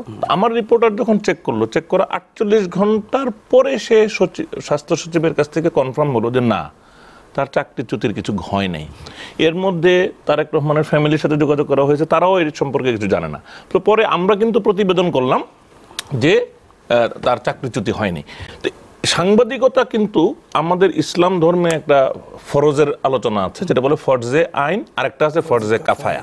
ফরজে আইন হচ্ছে যেটা প্রতিটি ইন্ডিভিজুয়ালকেই এটা ফুলফিল করতে হবে, যেমন নামাজ পড়তে হবে, আমাকে নিজেকে রোজা রাখতে হবে, অবশ্য করণীয়, অবশ্য না, প্রত্যেকের যারটা করণীয়। কিন্তু ফরজে কাফায়া হচ্ছে যেটা এইখানে সবার মধ্যে কেউ না কেউ করে ফেললে আমারটাও আদায় হয়। সে জানাজার নামাজ, আমি মারা গেলে এখানে কয়েকজন সময় দিলেই অন্যদেরও ফরজটা আদায় হয়ে যায়। সাংবাদিকতা ইজ এ ফরজে কাফায়া। সাংবাদিকতার কাজ কখনোই ফরজে আইন নয়, কারণ কোনো একটি পত্রিকা এই রকম প্রমিস করতে পারবে না যে আমি পৃথিবীর সকল নিউজ আপনাকে সময় মতো দিতে পারবো। So it false under the category of ফরজে কাফায়া। আমি যেটা ব্যর্থ হব, আমি যেটা ভুল করব, কেউ না কেউ কারেক্ট করবে। যখন সামরিক শাসন আসে, বাংলাদেশের মিডিয়া কোনো নিউজই দিতে পারে না বাংলাদেশ সম্পর্কে, তখন আমরা নিউজ পাই কোথায়? বিবিসি, ভয়েস অফ আমেরিকা থেকে। সুতরাং ওখানেও ফরজে কাফায়া হয়ে যাচ্ছে, কিন্তু আমি আমার সীমাবদ্ধতা আমি জানি। অনেক ক্ষেত্রে অনেক ইতিবাচক বিষয় তুলে ধরা হয় না, এটাও একটা সমস্যা। তার সংবাদ মূল্য কত? এটা একটা সমস্যা হচ্ছে যে আমি একটা সংক্ষিপ্ত একটা উদাহরণ দিই। যেমন ঢাকা বিশ্ববিদ্যালয়ে প্রতি বছর হয়তো 800 থেকে 1000 পরীক্ষা হয়, এগুলো কিন্তু কোনো সংবাদ না।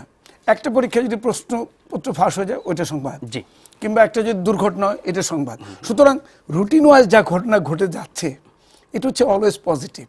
তারপরেও কিছু যদি অতিরিক্ত পজিটিভ কিছু উৎসাহজনক আমরা কিছু উপস্থাপন করতে পারি, তাহলে সেটা অবশ্যই মানুষ জানতে চায়। সংবাদের শর্ত কি, কি হলে সংবাদ হবে, সংবাদ মূল্য কতটুকু, সাংবাদিকতার যা কিছু আপনারা আমাদের শিখিয়েছেন, আমরা চর্চা করছি, এই বিষয়গুলো না বুঝে রাজনীতিবিদ সহ অন্য অনেক পক্ষ যখন আমাদেরকে দোষারোপ করেন তখন আমরা খুব অসহায় বোধ করি। আশা করছি সাংবাদিকতা সম্পর্কেও একটা ন্যূনতম ধারণা রাজনীতিবিদ, ব্যবসায়ী সহ অন্য যারা আছেন সমাজে তাদের থাকা উচিত। থাকতে হবে। অনেক অনেক ধন্যবাদ জনাব নাঈম ইসলাম খান, অনেক ধন্যবাদ অধ্যাপক গোলাম রহমান, এবং আরও একবার আপনাকে অভিনন্দন জানাচ্ছি ড্যাফোডিল ইন্টারন্যাশনাল ইউনিভার্সিটির উপাচার্য নিয়োগ হওয়ার জন্য। আপনাদের সবাইকে ধন্যবাদ আমাদের সাথে এতক্ষণ থাকার জন্য। 3গ সম্পর্কে যদি আপনারা কিছু আমাদেরকে বলতে চান তাহলে পর্দায় দেখানো নম্বরে ফোন করতে পারেন, অংশ নিতে চাইলেও ফোন করতে পারেন, আমাদের ওয়েবসাইটে আপনাদের মতামত দিতে পারেন, এবং চাইলে আমাদেরকে ইমেল করে আপনাদের ভালো মন্দ প্রতিক্রিয়া জানাতে পারেন। 3গ হচ্ছে গণতন্ত্র, গণমাধ্যম এবং গণমানুষ নিয়ে অনুষ্ঠান। গণতন্ত্র এবং গণমাধ্যমে গণমানুষের স্বার্থ নিয়ে কথা বলার অনুষ্ঠান। 3গ দেখুন প্রতি বৃহস্পতিবার রাত 11টায় এবং শুক্রবার সকাল 8টায়। জয় হোক গণমানুষ।